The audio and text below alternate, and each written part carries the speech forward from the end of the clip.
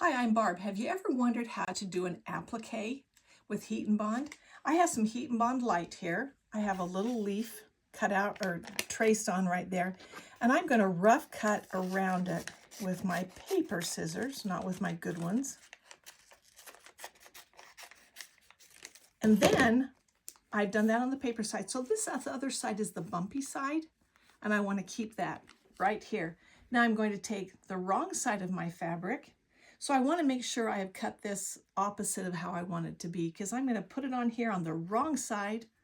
Let me show you how fun and easy that is. I just put my iron on it for a bit, and it's going to be hot. And then I'm going to cut that out right on the line this time.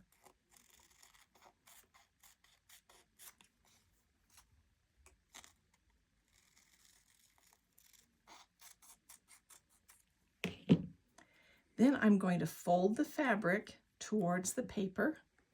That makes that paper separate from the fabric.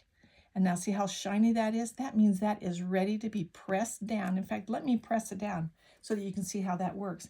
There, I've got it right there. I'm going to put it where I want it to be, and I'll just press it in place.